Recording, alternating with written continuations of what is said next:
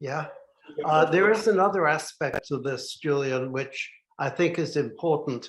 When I was counseling, mostly for thalassemia and CF, it was a choice of really either having that child or no child at all, which is one situation, or alternatively, terminating a pregnancy or not terminating a pregnancy. We've now, because of pre-implantation gene diagnosis, we've now moved over to a situation where people have a choice between any one of 2 or 3 or 4 embryos, all of which they know will not be affected by the primary reason that the test was done.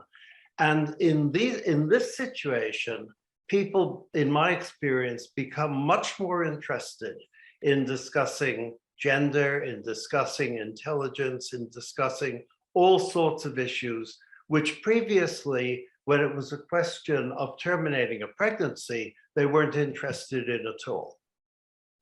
Yeah, absolutely. If you have to make a choice, then, it becomes a lot more legitimate to choose according to your values. So, very few people are going to have a termination of pregnancy because their child is predicted to be, at the short end of normal or at the low end of normal of IQ.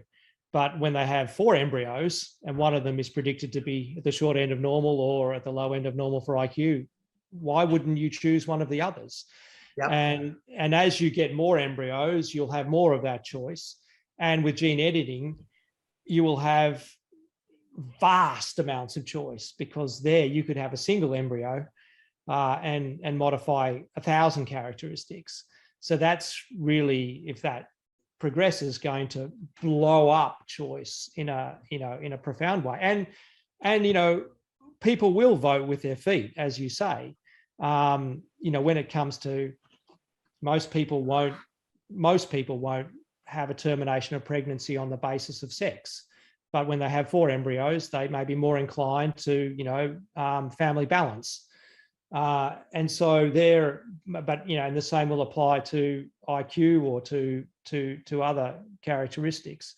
And when you can do gene editing, that just means you can do it at a vastly greater scale. And people will vote with their feet, I think. I think we can say, well, it's only going to be major diseases. But, if you look at people's behavior, yep, they will try and eke out every advantage for their child, whether it's through education or diet or, extra coaching or whatever. And this will be, a way of profoundly affecting that from the very beginning. Absolutely.